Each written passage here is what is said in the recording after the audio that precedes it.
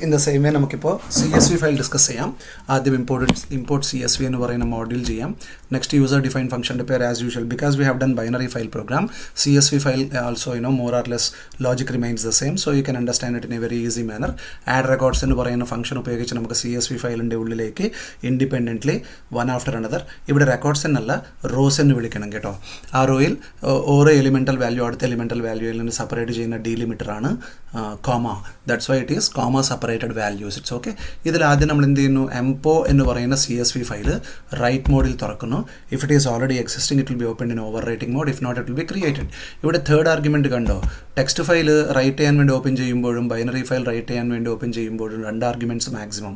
പക്ഷേ CSV file write ചെയ്യാൻ വേണ്ടി ഓപ്പൺ ചെയ്യുമ്പോൾ third argument compulsorily new line equal to single quotes without space. കാരണം ഇതില്ലെങ്കിൽ നമ്മൾ ഓരോ പ്രാവശ്യം ഓരോ റെക്കോർഡ് ഓരോ CSV ഫയലിലേക്ക് റൈറ്റ് ചെയ്യുമ്പോൾ ഓൾട്ടർനേറ്റീവ്ലി empty rows പ്രിൻ്റ് ആവും. ഈ empty rows ഒക്കെ സപ്രസ് ചെയ്യാൻ വേണ്ടിയിട്ടാണ് ഈ third argument. As usual how many rows do you are planning to write in to the CSV file. അത് കഴിഞ്ഞിട്ട് CSV മോഡ്യൂളിൻ്റെ ഉള്ളിലുള്ള റൈറ്റർ ഫംഗ്ഷനെയാണ് ആദ്യം വിളിക്കേണ്ടത്. This writer function has to be called only once. ആ റിഫറൻസസ് ഒക്കെ C വേരിയബിളിലേക്ക് എത്തിച്ചു. And one more speciality of a CSV file is CSV ഫയലിൽ ആദ്യം റൈറ്റ് ചെയ്യേണ്ട റോ എപ്പോഴും ഹെഡിങ് റോ ആയിരിക്കണം. അപ്പോൾ ഈ C വേരിയബിൾ വഴി റൈറ്റ് റോ ഫംഗ്ഷൻ്റെ സഹായത്താൽ ഇതാ ഹെഡിങ് റോ ലിസ്റ്റ് ഫോർമാറ്റിൽ ഓരോ റോയിൽ ആ റെക്കോർഡ് ഏത് റെക്കോർഡാണ് റെപ്രസെൻറ്റ് ചെയ്യുന്നത്, ആ റെക്കോർഡിൽ എത്ര എലിമെൻ്റൽ വാല്യൂസ് ആണോ നമ്മൾ ഗ്യാദർ ചെയ്യാൻ പോകുന്നത്, അങ്ങനെ ഹെഡിങ് റോയിൽ അത്ര ഹെഡിങ്സ് അത്ര എലിമെൻ്റൽ വാല്യൂ ഹെഡിങ്സ് ആണ് സ്പെസിഫൈ ചെയ്യേണ്ടത്. എൻ്റെ റെക്കോർഡ് എംപ്ലോയി റെക്കോർഡാണ്. 4 എലിമെൻറ്റ്സ് ഉണ്ടാവും. ഫസ്റ്റ് എലിമെൻറ്റിൻ്റെ ഹെഡിങ് എംപ്ലോയി ID ആണ്, സെക്കൻഡ് കോളത്തിൻ്റെ ഹെഡിങ് നെയിമാണ്, തേർഡ് കോളത്തിൻ്റെ ഹെഡിങ് സോ ആൻഡ് സോ. ഇത് കഴിഞ്ഞിട്ട് ഓരോ റോ ജനറേറ്റ് ചെയ്യാൻ വേണ്ടി ഫോർ ലൂപ്പിനെ നമ്മൾ ഇംപ്ലിമെൻറ്റ് ചെയ്യുന്നു. ഫോർ ലൂപ്പിൻ്റെ ഉള്ളിൽ ഒരു റോയിൽ ഒരു എംപ്ലോയി റോയിൽ എത്ര എലിമെൻറ്റ്സ് ആണ്, ഹെഡിങ് റോ കണ്ടാൽ നിങ്ങൾക്ക് മനസ്സിലായി കാണും. 4 എലിമെൻറ്റ്സ് ആണ് ഓരോ റോയിൽ ഞാൻ റെപ്രസെൻറ്റ് ചെയ്യാൻ പോകുന്നത്. അപ്പോൾ 4 ഇൻപുട്ട് വാല്യൂസ് ആണ് ആക്സെപ്റ്റ് ചെയ്യേണ്ടത്. Employee ID, name of the employee, department of the employee, salary of the employee accept ചെയ്തു. 4 വേരിയബിൾസിലേക്ക് ചെയ്ത ശേഷം അതിൽ നിന്ന് ലിസ്റ്റ് ഫോർമാറ്റിൽ ഒരു റോ ഉണ്ടാക്കി L വേരിയബിളിലേക്ക് എത്തിച്ചു. അതിന് കൊണ്ടുപോയി CSV ഫയലിൻ്റെ ഉള്ളിലേക്ക് സെക്കൻഡ് റോ ആയിട്ട് റൈറ്റ് ചെയ്തു. ഫസ്റ്റ് റോ എപ്പോഴും ഹെഡിങ് റോ ആയിരിക്കണമെന്ന് നിങ്ങൾ മറക്കാൻ പാടില്ല. അങ്ങനെ ഫോർ ലൂപ്പിൻ്റെ ഉള്ളിൽ ലാസ്റ്റ് ഇൻസ്ട്രക്ഷൻ എന്താണ്, നമ്മൾ ജനറേറ്റ് ചെയ്ത ആ റോ L വേരിയബിളിലേക്ക് എത്തിച്ചാണല്ലോ, it is in list format ആണല്ലോ, ആ ഇൻഡിപെൻഡൻറ്റ് റോ നമ്മൾ കൊണ്ടുപോയി എന്ത് ചെയ്യുന്നു, CSV ഫയലിലേക്ക് റൈറ്റ് ചെയ്യുന്നു.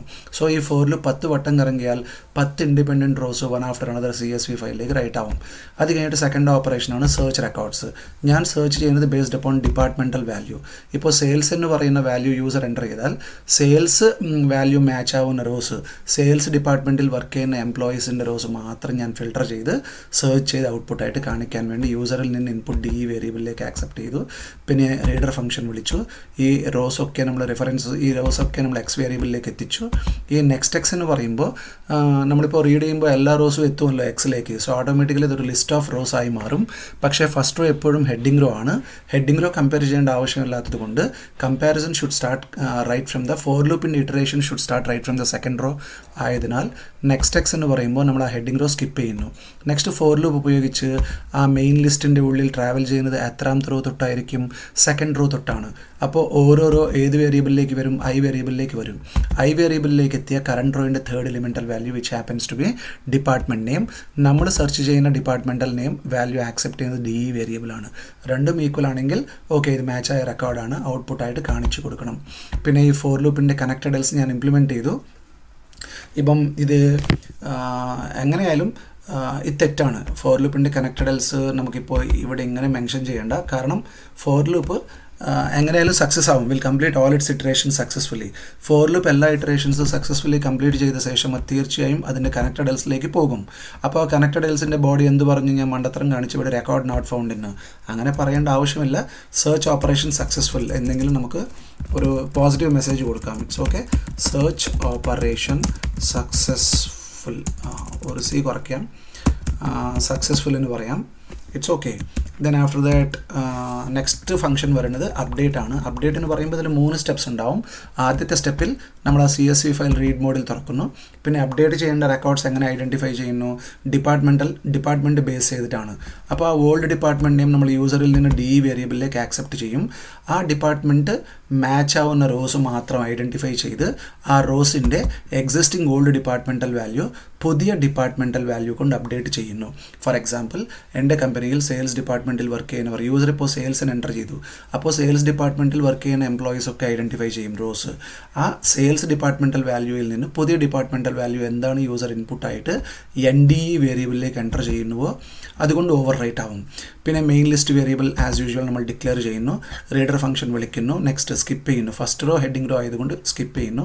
സെക്കൻഡ് റോ തൊട്ട് നമ്മൾ ട്രാവൽ ചെയ്യുന്നു ഫോർ ലൂപ്പ് ഉപയോഗിച്ച്. ആ ഓരോ റോയിൻ്റെ third elemental value happens to be departmental name. അതും നമ്മൾ സെർച്ച് ചെയ്യുന്ന ഡിപ്പാർട്ട്മെൻറ്റ് വാല്യൂ ആയിട്ട് മാച്ച് ആയാൽ ഇത് അപ്ഡേറ്റ് ചെയ്യേണ്ട റെക്കോർഡാണ്. അപ്പോൾ അതിൻ്റെ തേർഡ് എലിമെൻ്റൽ വാല്യൂ പുതിയ എലിമെൻ്റൽ വാല്യൂ പുതിയ ഡിപ്പാർട്ട്മെൻറ്റ് നെയിം കൊണ്ട് ഓവർ റൈറ്റ് ചെയ്യുന്നു.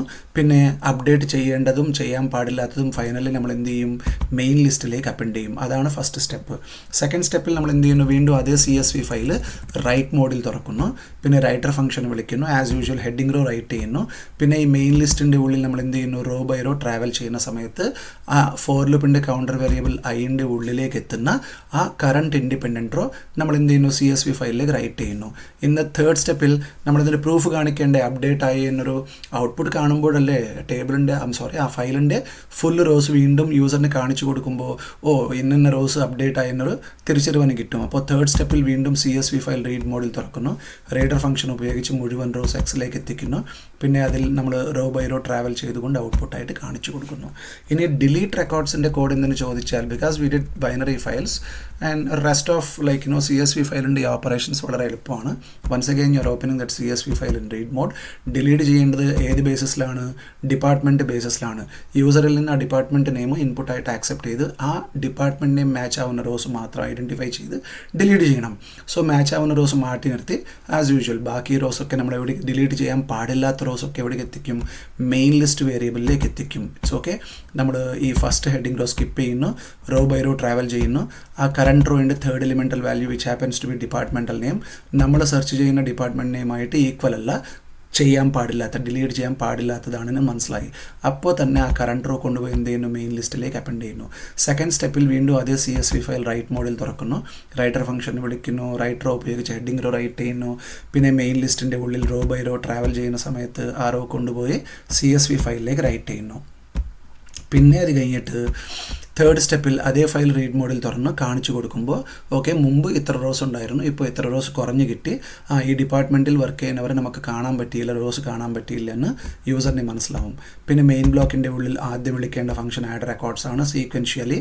നെക്സ്റ്റ് സെർച്ച് റെക്കോർഡ്സ് ആണ്, നെക്സ്റ്റ് അപ്ഡേറ്റും നെക്സ്റ്റ് ഡിലീറ്റും. ഇത് എക്സിക്യൂട്ട് ചെയ്താൽ ഉറപ്പായിട്ടും അത് ഞാൻ തൊട്ട് മുൻപിൽ ചെയ്ത ആ ബൈനറി ഫയൽ പോലെ ഔട്ട്പുട്ട് നിങ്ങൾക്ക് നല്ലോണം കാണാൻ സാധിക്കും. ഒന്ന് എക്സിക്യൂട്ട് ചെയ്ത് കണ്ട പ്രോഗ്രാമാണ്. വീഡിയോയുടെ ലെന്ത് കൂട്ടാതിരിക്കാൻ വേണ്ടി ഞാൻ നിങ്ങൾക്ക് തന്നെ കൊടുക്കുന്നു ഓപ്ഷൻസ് ഒക്കെ. നിങ്ങൾ എക്സിക്യൂട്ട് ചെയ്ത് നോക്കുക, ഔട്ട്പുട്ട് കിട്ടുമ്പോൾ ഹാപ്പി ആയിക്കോ. Then if you couldn't get the output properly, you can consult me in the next class. Thank you very much. I am stopping my recording.